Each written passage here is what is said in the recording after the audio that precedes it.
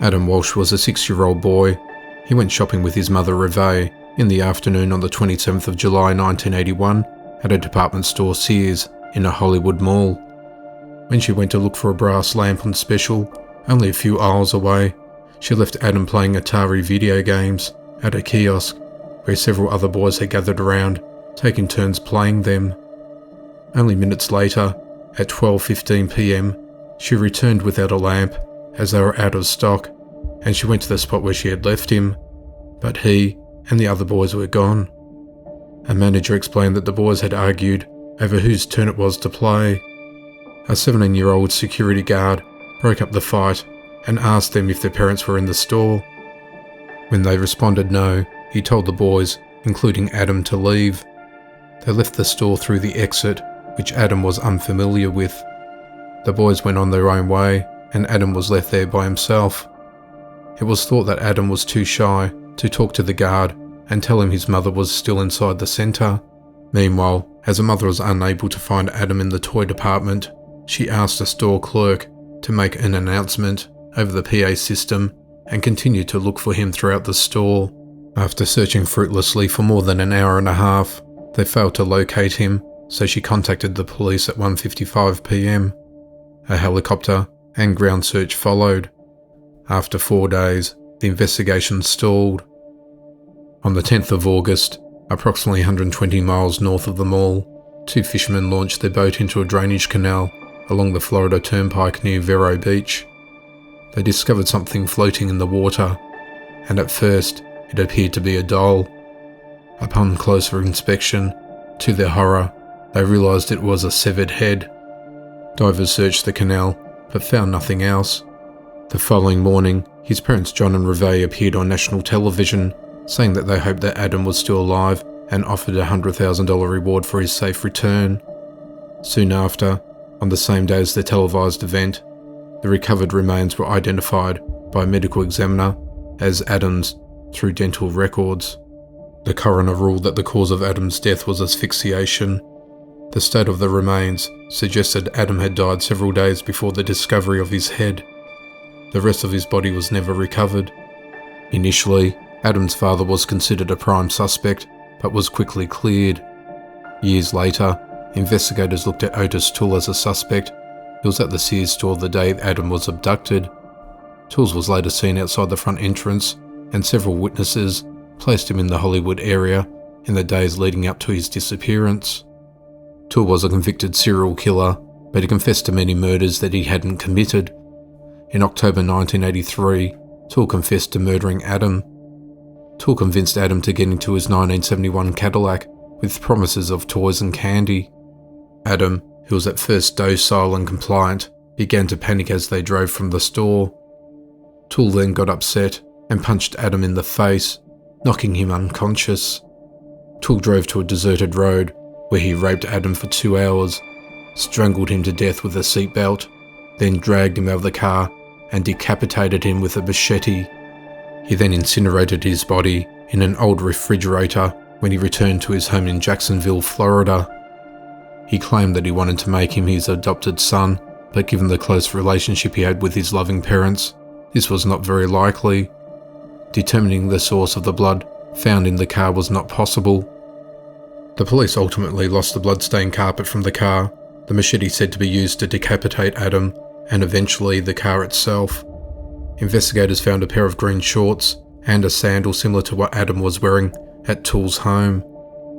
Despite offering accurate descriptions as to how he committed Adam's murder, Toole was never charged for the crime due to recanting his confession and lost evidence. In September 1996, he died in prison at aged 49 of liver failure while serving a life sentence for other crimes. In 2007, allegations earned widespread publicity that Jeffrey Dahmer was seen by 2 witnesses, placing him at the mall on the day Adam was abducted. One claimed to have seen a strange man walking into the toy department. The other said he saw a young blonde man with a protruding chin throw a struggling child into a blue van and sped off. Both witnesses recognised the man they had seen as Dahmer when pictures of him were released in the newspapers after his arrest. Reports showed that the delivery shop where he worked at, had a blue van at the time. He preyed on young men and boys, the youngest being 8 years older than Adam, which included severing his victims' heads. When interviewed about Adam in 1992, he repeatedly denied involvement in the crime, even stating, "I've told you everything, how I killed them, how I cooked them, who I ate. Why wouldn't I tell you if I did someone else?" After this rumour surfaced, Adam's father John stated that he had seen no evidence linking Adam's abduction and murder to Dahmer. The case was solved 27 years later on the 16th of December 2008, when Otis Tools's niece told John Walsh that he made a deathbed confession to Adam's murder. "For years, we've asked the question," said John Walsh, "who would take a 6-year-old boy and decapitate him? We had to know. Not knowing's been a torture, but the journey's over. For us it ends here," he said at a 2008 news conference after police announced that they were satisfied Toole was the murderer and closed the case. John Walsh became the host of America's Most Wanted in 1988 to help fight crime, capture the bad guys, and keeping the nation safe. He and his wife led efforts in raising awareness about child abductions and were instrumental in the drive in establishing the National Centre for Missing and Exploited Children, which opened in 1984. Joyce McLain was a 16-year-old skilled musician who played in the orchestra and composed her own music. She was a popular and well-liked high school student to her friends and family in East Millinocket, Maine. She was also an honours student, a cheerleader, and part of the student body. She planned on going to college after graduating from high school. At 7:30 p.m. on the 8th of August 1980, Joyce went jogging behind her school. She went behind the soccer fields and was never seen again.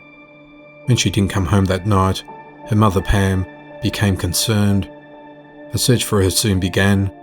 2 days later, she was found beaten to death in the woods behind the school. Her death came as a great shock to the community. No one was identified as a suspect, however several theories had come up as to who might have murdered Joyce. On the night she vanished, a softball tournament was in town, and several teenagers were partying around in the area she went jogging in.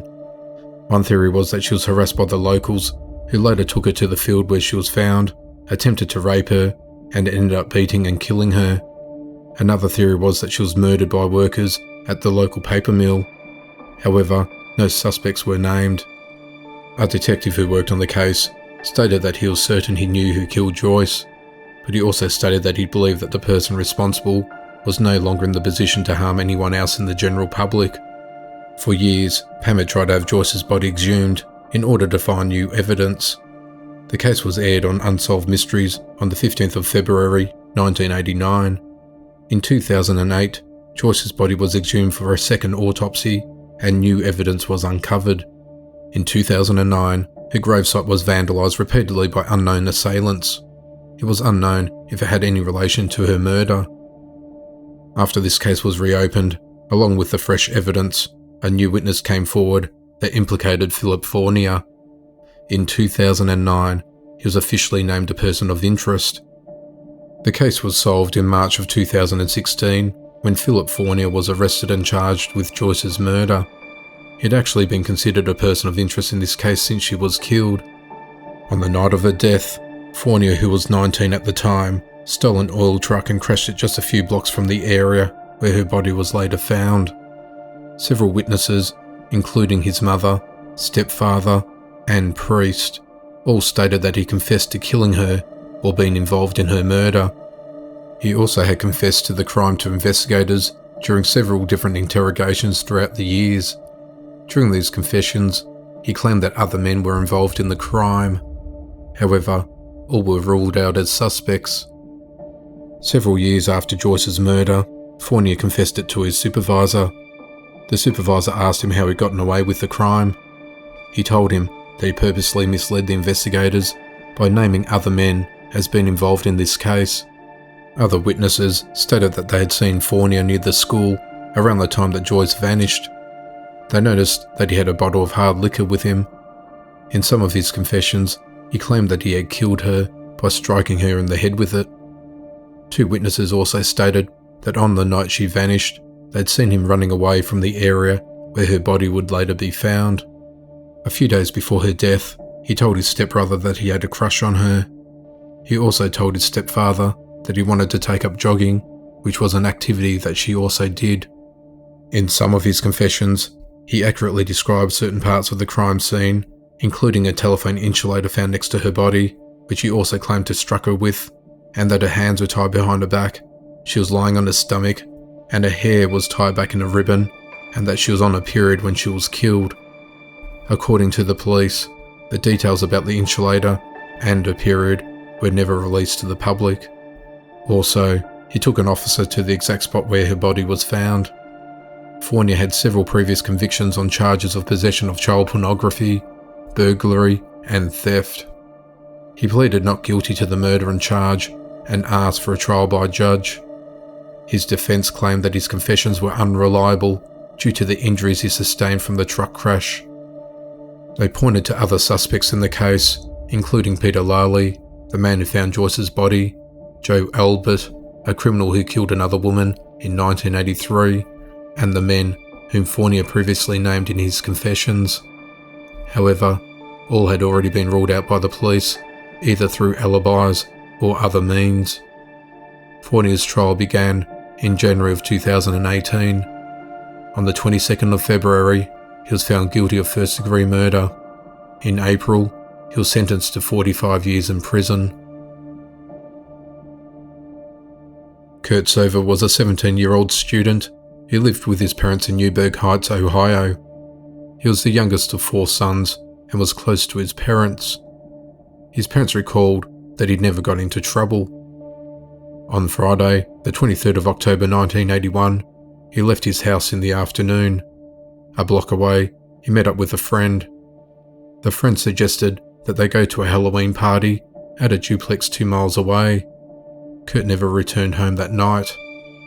By Saturday morning, Kurt's parents were worried. His mother Dorothy called his friends while his father Ken searched the neighbourhood for him. On Sunday, the Sovas registered Kurt as a missing person with the Cleveland police. Dorothy placed missing person flyers in stores throughout the neighbourhood. That afternoon, she learned that Kurt had gone to a party at the duplex. She decided to go there and speak with Susan, who hosted the party. However, when she arrived at the duplex, Susan was not there. Another girl was there who was babysitting. She said that Susan was at work at the time. Dorothy told the babysitter to have Susan call her. Susan contacted Dorothy later that night. However, she said that she did not see Kurt, nor did she have a party that night. Despite Susan's claims to Dorothy, a pizza delivery man claimed that there was a party at the duplex on Friday night. Dorothy contacted Susan again. This time, she admitted that Kurt was at the party. It comprised of people from nearby Detroit, of which he was one of the youngest, and people to which he had never met before. Guests later commented that he had been drinking Everclear, the strongest drink on the market, and illegal in some parts of the United States. The news surprised his family and friends because he was never known to have been a hardened drinker. Also, his skinny build and lack of past drinking didn't give him a high tolerance for the likes of Everclear. Kurt's friend later said that he took a sick and intoxicated Kurt outdoors for some fresh air, leaving him hanging on the chain-link fence nearby at 9:30 p.m. When he returned shortly after with Kurt's coat, he had vanished. It was not known if he had stumbled off into the backcountry due to his drunken state or if he had been abducted. His family feared that he met with foul play since Susan had changed the story about the party. One day after he vanished, Kurt's parents registered him as a missing person and distributed leaflets throughout the neighbourhoods and local businesses looking for him. One such business was a record store, which was visited by an unknown strange man that told the manager that it was fruitless to have a leaflet of Kurt and remarked, "Might as well take it down. He's going to be found dead in 2 days, and nobody's going to know how he died." A sighting of the living Kurt came from David Trusnick, a schoolmate of his who was en route to a job interview on Monday. Several days after he was last seen, Kurt and another boy were walking along a busy street less than a mile from the Sova home. David explained, "I pulled over to offer Kurt a ride at this point, and a van pulled up and Kurt yelled at Franco. They both ran over to the van and they got in. I didn't know Kurt was missing. If I would have known he was missing, there would probably have been something I could have done. I could have followed the van, but I didn't know, and 2 days later he was found dead, and that was the last time I saw him. Susan later contacted Dorothy, stating that he had slept on a bed in a basement. She was reluctant to believe her on the basis of her multiple lies, but Ken inspected the basement. He did not find him in there, nor any of his personal belongings, but he did find a bed, which looked like it had been recently used. On the 28th of October, 3 little boys were exploring a ravine on Harvard Street 4 blocks from the duplex. They found Kurt's body. He was wearing a bright yellow t-shirt, which stood out from the natural tones of the ground, as well as barefoot. Police could not find any sign of assault. His body suffered no injuries, except for a few minor scrapes and bruises as a result of being barefoot. Nor could police find his right shoe, although his left shoe was found wedged in a pile of rocks nearby. The cause of Kurt's death could not be determined. Coroners later concluded he died naturally or accidentally, but that was not accepted by his family. The autopsy also revealed that he had been dead between 24 and 36 hours. However, he had been missing for 5 days. Furthermore, Ken claimed that he searched the ravine 2 days ago, and Kurt was not there. The Sovas believe that Kurt's body was dumped there that evening, or the day before. They believe that he died in the duplex and was transported to the ravine. Some believe that his death may have been related to that of another boy from the local area, 13-year-old Eugene Zvet, in the same neighbourhood as the Sovas, and whom Kurt had been acquainted with. Interestingly, he was also found barefoot in a ravine on Harvard Street, and his right shoe was never found. The authorities wanted to identify a man named Franco, who Kurt had been hanging around with in the days before the party. It is possible, but not determined, that he is the same person in the record store who predicted Kurt would be found dead.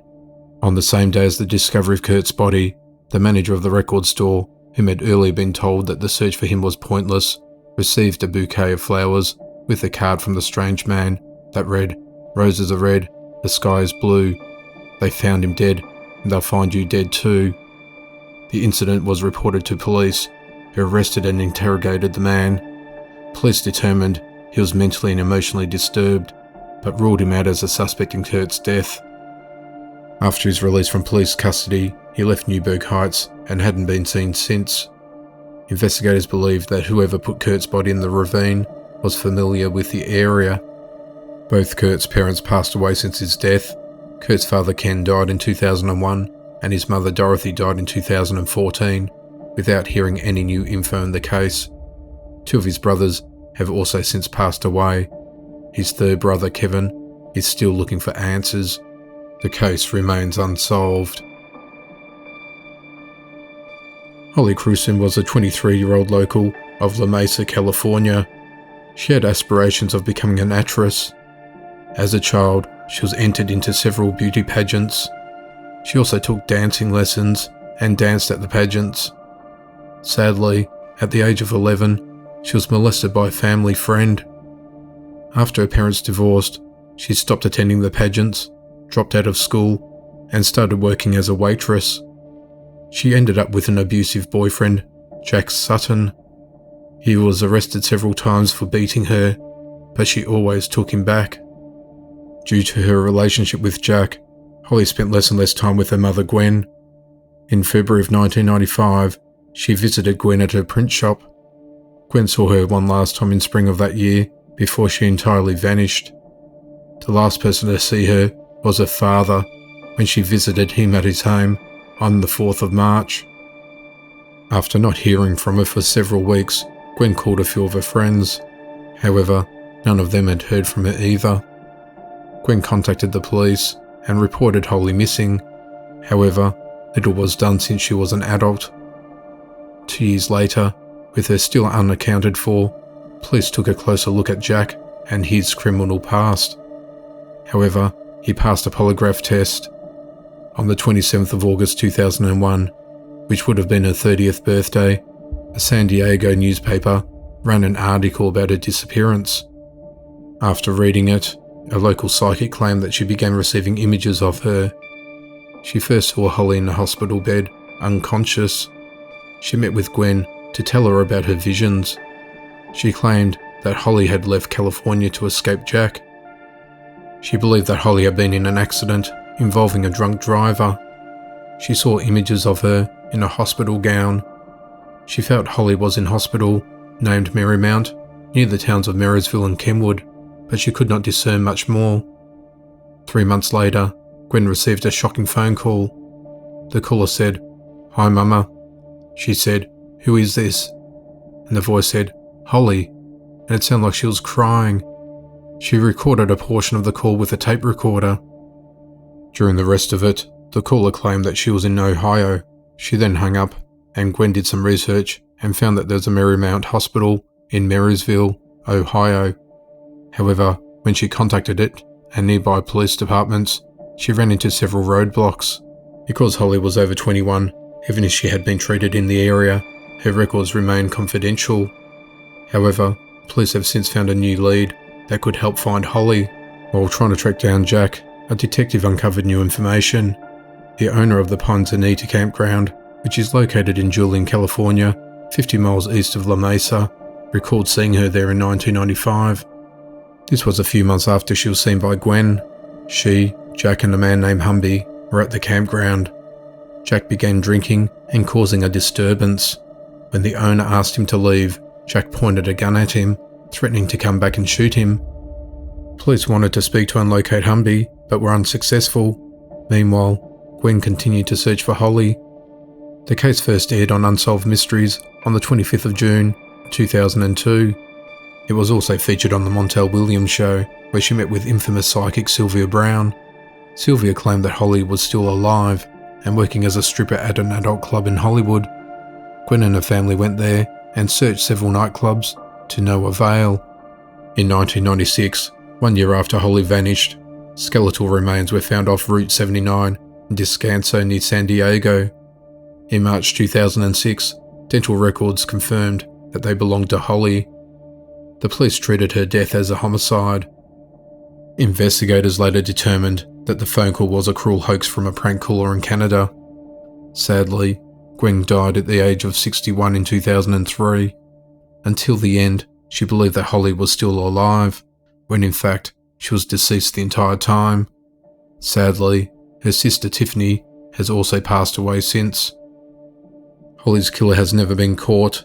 However, her family and police suspect that Jack may have been responsible.